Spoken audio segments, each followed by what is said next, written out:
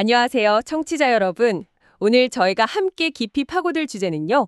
바로 성경적 재정관입니다. 네, 잠언 11장 28절. 자기의 재물을 의지하는 자는 패망하려니와 의인은 푸른 잎사귀 같아서 번성하리라. 이 말씀을 토대로 한 어떤 목회자분의 설교를 좀 살펴볼 건데요. 네, 중요한 말씀이죠. 우리가 돈과 재물, 이걸 어떻게 보고 또 어떻게 사용해야 할지 그 지혜를 좀 얻어가는 시간이 되면 좋겠습니다. 네, 오늘 저희가 주목할 이 설교는요. 그리스도인의 삶에서 재물이 도대체 어떤 의미를 갖는지 아주 근본적인 질문을 던지고 있어요. 근본적인 질문이요? 네, 단순히 헌금생활 이런 종교적인 영역을 넘어서요.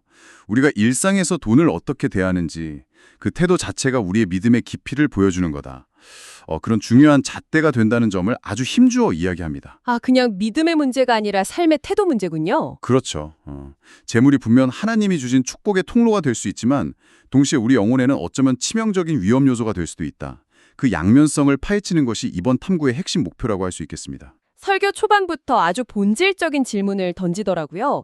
우리에게 돈, 재물, 이게 과연 절대적으로 필요한 것인가? 네, 아주 강한 질문이죠. 네. 전도서 5장 19절을 근거로 들면서 재물 자체는 하나님이 주신 선물이니까 감사히 누릴 필요는 있지만 그게 우리 삶이나 신앙의 절대적 기준 혹은 목적이 되어서는 안 된다. 이렇게 딱 선을 긋더라고요. 이 구분이 왜 그렇게 중요하다고 보시나요? 바로 이 지점이 설교 전체를 이해하는 열쇠라고 생각합니다. 설교자께서는 이 질문 앞에서 우리의 그 심령 상태가 그대로 드러난다고 말씀하세요. 심령 상태요? 네.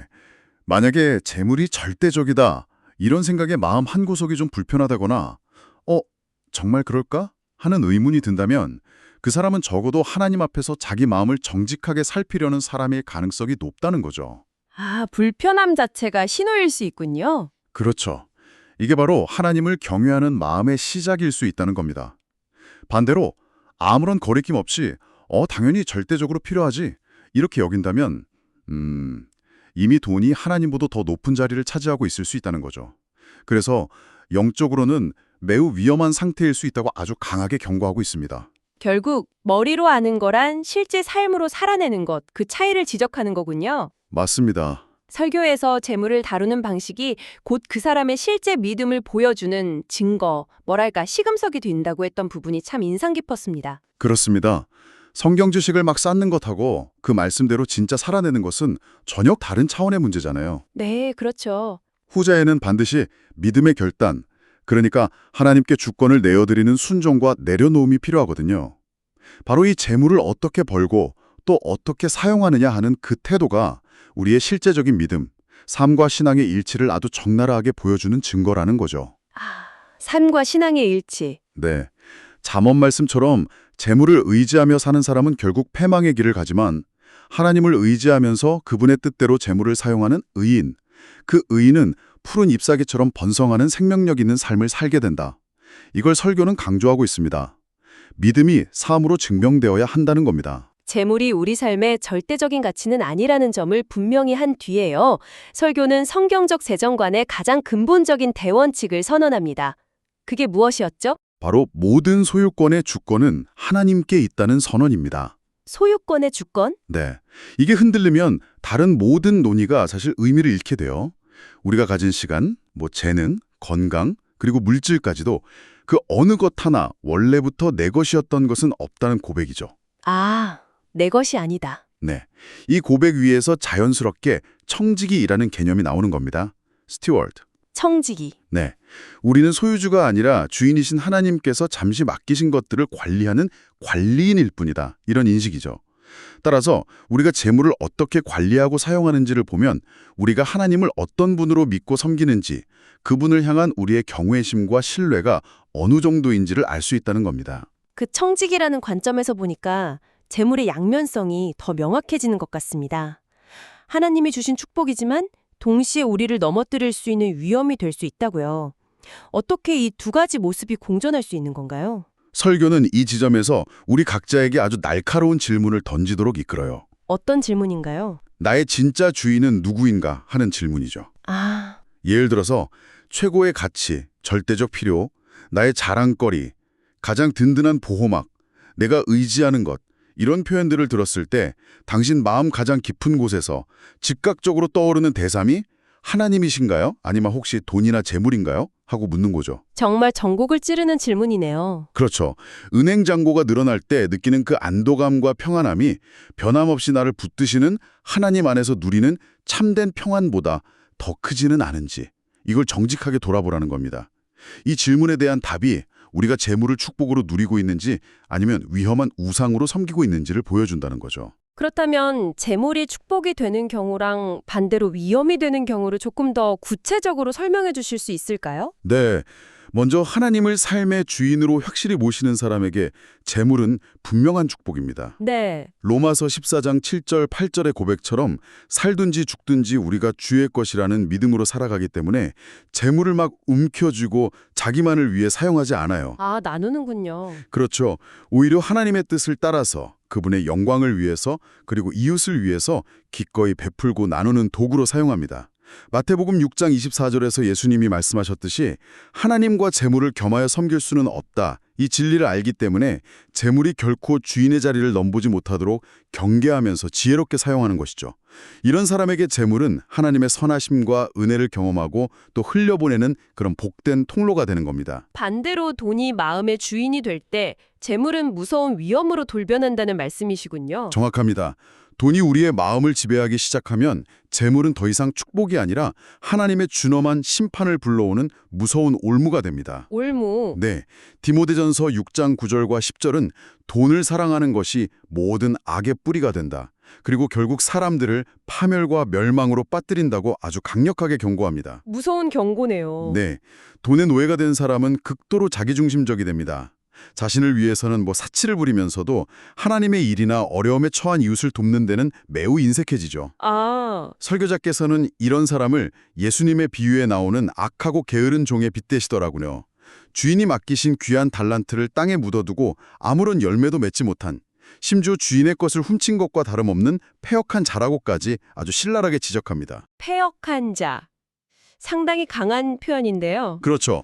청지기의 본분을 망각하고 하나님이 맡기신 재물을 자기 것인 양 쌓아두기만 하는 것은 하나님 앞에서 정말 심각한 죄악이라는 겁니다. 재물의 이중성, 그러니까 축복과 위험이라는 경고에 이어서요.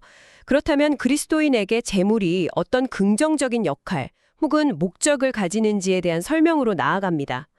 설교에서는 크게 세 가지 중요한 역할을 제시했죠. 네, 그렇습니다. 설교는 재물이 감당해야 할 세 가지 중요한 역할을 명확히 제시하는데요. 첫째, 재물은 하나님 나라를 위한 도구입니다. 하나님 나라를 위한 도구. 네, 이게 가장 우선적인 목적이에요. 재물은 근본적으로 나의 만족을 위한 것이 아니라 하나님 나라의 확장과 복음 전파를 위해 사용되어야 할 거룩한 도구다. 이런 인식이 필요하다는 거죠. 나를 위한 게 아니라 하나님 나라를 위한 것. 맞습니다. 하나님을 주인으로 진정 모시는 사람에게 재물은 생존을 위한 절대적 필요가 아니라 하나님 나라의 일을 감당할 수 있도록 때에 따라 공급하시는 하나님의 도우심의 손길이라는 겁니다. 아, 도우심의 손길. 네, 이런 믿음이 있으면 예기치 못한 재정적 어려움이 닥쳐와도 쉽게 절망하거나 하나님을 원망하지 않게 되죠. 오히려 히브리서 13장 5절 6절 말씀처럼 주께서 친히 말씀하시기를 내가 결코 너희를 버리지 아니하고 너희를 떠나지 아니하리라 하셨느니라. 그러므로 우리가 담대히 말하되 주는 나를 돕는 이시니 내가 무서워하지 아니하겠노라. 사람이 내게 어찌하리요. 이렇게 고백하면서 믿음으로 승리할 수 있다는 겁니다. 와, 정말 담대한 고백이네요. 그렇죠. 나를 부르시고 사명을 주신 분이 하나님이시니 그분께서 반드시 책임지신다는 깊은 신뢰가 있기 때문에 가능한 고백입니다. 하나님 나라를 위한 도구. 첫 번째 역할부터 정말 무게감이 느껴집니다. 그럼 두 번째 역할은 무엇이었습니까? 둘째, 재물은 경건한 삶을 지탱하는 수단입니다. 경건한 삶을 지탱하는 수단. 네, 솔직히 말해서 재정적으로 극심한 궁핍이 계속되면 우리의 연약한 믿음이 흔들리고 또 평안을 유지하면서 경건한 삶을 지속하기가 매우 어려워지는 게 현실이잖아요. 네, 그럴 수 있죠. 하나님께서는 우리의 이런 연약함을 너무나 잘 아십니다. 그래서 우리가 감당하지 못할 시험은 허락하지 않으시고 우리가 믿음의 경주를 포기하지 않고 경건한 삶을 꾸준히 살아갈 수 있도록 필요한 만큼 재물을 수단으로 사용하신다는 것입니다. 아, 하나님께서 수단으로 사용하신다. 네, 이는 마치 광야 40년 동안 이스라엘 백성에게 매일 만나와 메추라기를 내려 먹이시고 그들의 의복과 신발이 헤어지지 않도록 세심하게 돌보셨던 하나님의 자비와 비슷하다고 할 수 있겠죠. 하나님은 우리가 믿음의 길을 끝까지 완주할 수 있도록 성령의 인도하심 속에서 필요한 것을 공급하심으로 우리를 도우시는 분이라는 겁니다. 마지막 세 번째 역할은 재물의 궁극적인 목적과 관련이 있었던 것 같습니다. 바로 하나님의 영광을 위한 것이었죠. 맞습니다. 셋째, 재물은 하나님의 영광을 위한 도구입니다. 하나님의 영광? 네. 이것이 앞선 두 역할의 귀결점이자 재물의 가장 궁극적인 목적이라고 할 수 있습니다. 결국 핵심은 우리가 가진 재물의 사용처가 어디를 향하고 있느냐는 거예요. 사용처. 네. 고린도전서 10장 31절 말씀. 그런즉 너희가 먹든지 마시든지 무엇을 하든지 다 하나님의 영광을 위하여 하라는 이 명령은 우리의 경제 활동에도 동일하게 적용됩니다. 돈을 벌고 관리하고 사용하는 그 모든 과정 속에서 하나님의 살아계심과 그분의 선하심, 그리고 그분의 통치하심이 드러나도록 해야 한다는 것입니다. 하나님의 영광을 위해 재물을 사용하는 구체적인 방법들에 대해서도 10가지 실천 지침 형태로 제시되었는데요. 그 내용이 꽤 구체적이어서 인상 깊었습니다. 다 열거하기는 어렵겠지만 핵심 원칙들을 좀 묶어서 설명해 주실 수 있을까요? 네, 그 10가지 지침들은 결국 우리가 재물을 통해 어떻게 하나님의 영광을 드러낼 수 있는지에 대한 실제적인 어떤 방향타라고 할 수 있는데요. 크게 세 가지의 영역으로 묶어볼 수 있을 것 같아요. 네, 3가지 영역이요. 첫째는 정직과 성실의 영역입니다. 땀 흘려서 정직하게 벌고 투기나 부정한 방식이 아니라 건전한 방식으로 관리하고 모으는 것.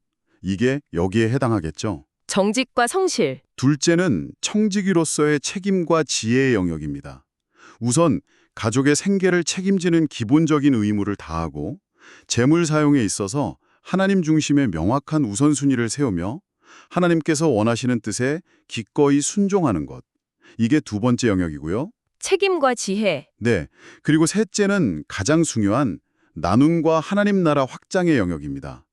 구제와 나눔에 힘쓰고 선교와 복음 전파 사역을 물질로 후원하며 하나님의 공의를 세우는 일에 재정을 사용하고 그리스도의 몸된 교회의 필요에 책임감을 가지고 참여하며 마지막으로 움켜쥐는 것이 아니라 하나님의 뜻에 따라 흘려보낼 때 그분께서 다시 채우실 것을 믿는 믿음입니다. 나눔과 하나님 나라 확장.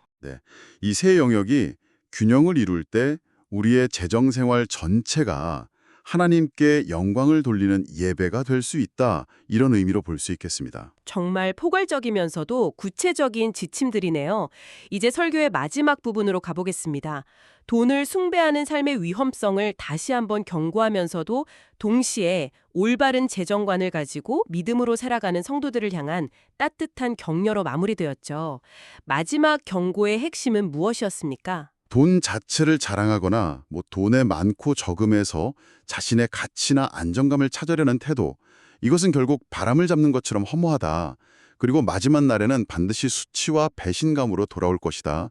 이렇게 엄중히 경고합니다. 수치와 배신감? 네, 돈을 쌓아두는 것 자체에 목적을 두고 움켜쥐려는 삶은 아무리 많은 것을 소유해도 결코 만족함이 없다. 마치 영원히 채워지지 않는 지옥과 같다고까지 표현하셨어요. 지옥과 같다. 강렬하네요. 그렇죠. 밑빠진 독에 물 붓기와 같다는 거죠. 대신 우리는 재물이 하나님의 은혜가 흘러가는 통로이며 복음 전파와 하나님 나라 확장을 위한 귀한 도구이고 또한 우리가 이 땅에서 경건하게 살아갈 수 있도록 도우시는 하나님의 사랑의 손길임을 결코 잊지 말아야 한다. 이렇게 강조합니다. 마지막 격려의 메시지는 듣는 이들에게 큰 힘과 또 도전이 되었을 것 같습니다. 어떤 내용이었나요? 네, 아주 현실적이면서도 소망을 주는 그런 격려였습니다. 지금 당신에게 주어진 환경과 직장, 이걸 불평하기보다 귀하게 여기면서 맡겨진 일에 충성스럽게 최선을 다해서 열심히 일하라고 격려합니다. 열심히 일하라. 네, 그렇게 성실하게 일해서 얻은 소득을 이건 내 노력의 당연한 대가야 이렇게만 여기지 않고 이것은 하나님의 은혜요 축복이다 이렇게 감사히 받을 때 하나님께서는 그런 신실한 청지기에게 더 많은 것을 믿고 맡기시고 필요한 것들을 풍성하게 채워주실 것이다 이렇게 약속하십니다. 하나님의 은혜로 여길 때 더 채우신다는 약속이군요. 그렇습니다. 여기서 핵심은 매달 통장에 찍히는 그 월급 액수에 막 일희일비하는 것이 아니라 보이지 않는 가운데 나를 먹이시고 입히시며 모든 필요를 공급하시는 하나님의 도우심으로 내가 살아가고 있다는 믿음을 갖는 거예요. 아, 그 믿음이 중요하군요. 네, 이 믿음 안에서 살아갈 때 비로소 우리는 돈의 노예 상태에서 벗어나서 진정한 자유를 누리게 된다는 거죠. 이것이 바로 세상을 이기는 믿음의 삶의 한 단면이라고 힘주어 말합니다. 오늘 저희가 깊이 살펴본 이 설교는 결국 재물을 바라보는 우리의 관점을 근본적으로 바꾸라고 강력하게 도전하는 것 같습니다. 네, 맞아요. 재물을 내 인생의 최종 목적이나 주인으로 섬기는 대신에 하나님께서 잠시 우리에게 맡겨주신 귀한 도구이자 청지기로서의 책임으로 받아들이라. 이것이 핵심 메시지라고 요약할 수 있겠네요. 정확하게 보셨습니다. 이 설교는 오늘 이 내용을 듣고 계신 바로 당신에게 스스로 묻게 합니다. 당신 삶의 진정한 주인은 누구입니까? 과연 하나님이십니까? 아니면 이름만 바꾼 맘몬, 즉 재물입니까? 아, 하나님께서 당신에게 맡겨주신 그 귀한 시간과 재능, 그리고 재물을 지금 어떻게 관리하고 사용하고 있습니까? 하고 묻는 거죠. 이 설교는 마지막으로 우리에게 이런 깊은 성찰의 질문을 남깁니다. 네. 진정한 영적 자유와 풍요는 더 많은 소유를 축적하는 데 있는 것이 아니라 모든 것의 주권자이신 하나님의 통치 아래서 재물의 참된 목적과 의미를 깨닫고 그것을 오직 그분의 영광과 그분의 나라를 위해 기꺼이 그리고 지혜롭게 사용하는 데 있다는 것입니다. 정말 중요한 깨달음인 것 같습니다. 네, 그래서 이번 한 주간 당신이 가진 자원을 사용하는 방식을 이 성경적인 관점에 조금이라도 더 가깝게 조정하기 위해서 어떤 작은 순종의 한 걸음을 내디딜 수 있을지 깊이 묵상해 보시면 좋겠습니다. 그것이 바로 푸른 잎사귀처럼 번성하는 삶의 시작이 될 것입니다. 네, 오늘 귀한 통찰 나눠주셔서 감사합니다. 청취자 여러분도 함께 묵상하는 시간 되셨기를 바랍니다.